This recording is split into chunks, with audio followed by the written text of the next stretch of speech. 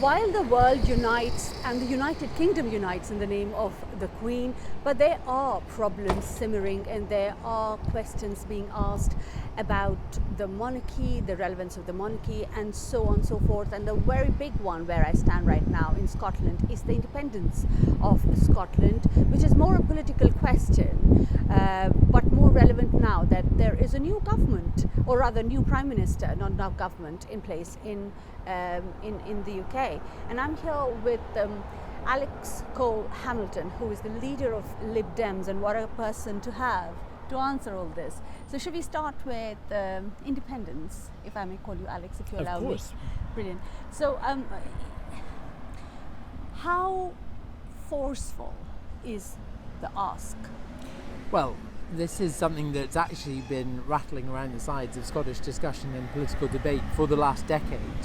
If you consider we had a referendum on Scottish independence in 2014, that was lost comfortably, and we thought the will was settled then. But then various things happened, including Brexit, which has reignited the discussion about independence. How forceful is the ask? If you'd asked me 6 months ago, I would have said I would have been a lot more worried than I am. I support Britain's place in the United Kingdom. I'm an internationalist. As a Liberal, I'm an internationalist. I believe in political unions. And I think that 6 months ago, we were coming out of the pandemic. Nicola Sturgeon was riding high. She was being given credit for her handling of it. Not all of that was deserved, but she got that credit. And I think that people felt, yes, well, maybe now is the time. Since then, with the cost of living crisis, with the new Cold War that we are seeing with Russia, people are starting to think again. So I don't think it has momentum behind it, and I certainly don't think that what's happened in the morning of the late Queen Elizabeth will have changed that. Okay. There is also a question of the relevance of the monarchy across, not in the UK, but even beyond, where she is, or the monarch is the ceremonial or titular, whatever we call it, the head.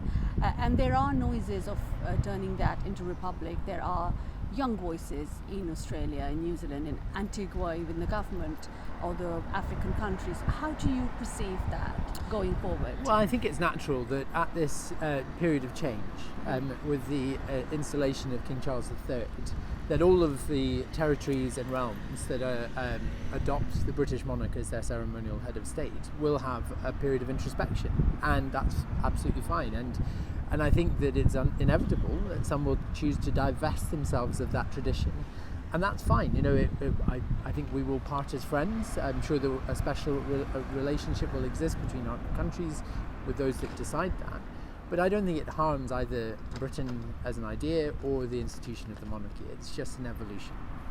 Okay, so more towards being on their own, like in Brexit. Yeah, I think that's where you're leading. I think that evolution is healthy, and people, inherit the traditions of their parents and their forebears. But it is always, I think, important to pause and take stock. I hope very much that people will continue to have this profound and traditional link with Britain. But if they choose to go another way, then we part as friends. It's not a political union that we have with these countries. I don't feel the same way as I did about, say, Britain leaving the European Union, which I was desolate about. And that's why I don't want Scottish independence either. But yeah, it's up to these countries. Absolutely. Now, just turning into the last question of the Indian community, you have been a big part of the Diwali here, and they also are quite integrated, having done a service for the Queen as well. But they haven't had any visit from the government or the royalty or something. How do you see their influence developing, and how do you see that? Well, the Indian community in Scotland is incredibly important to me. I'm very honoured to represent so many of them in my constituency of West Edinburgh. I was just at Ganesha Festival 2 weeks ago, so it's a very important part of the cultural fabric of Scotland. And also, I should say, on the return from when Parliament came back after the elections last year, the first motion I put in was about getting more supplies to the Indian COVID disaster that was happening at the time. I think that we need to walk hand in hand with our Indian brothers and sisters, both in Scotland and around the world. They have a rich connection to British history.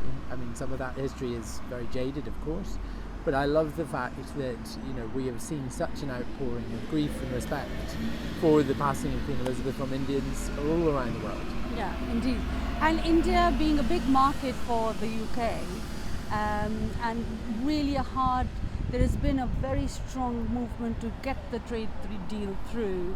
How do you see India, or rather Britain, looking more towards India needing it rather than the other way around? We have taken, whilst I may well have disagreed with the decision for Brexit, that is the decision this country has taken. We cannot, in this globalized world that we live in, adopt an isolationist approach, particularly, I think, with the spectre of a new Cold War that we face. So India is absolutely critical to Britain surviving in the modern world, and we need to move forward in partnership, in friendship, in cultural ties that we continue to have. And I work closely with the Indian community in Scotland to make clear that message. Brilliant, thank you very, very much. Alex Cole Hamilton, who says that Britain would need India going forward and would need to work hand in hand to be on the track that they have chosen to be of Brexit, and therefore make the best of it now that there is a new Prime Minister, there is a new monarch. It hopefully will be a new start. Lavina Tandon for India Today from Edinburgh, Scotland.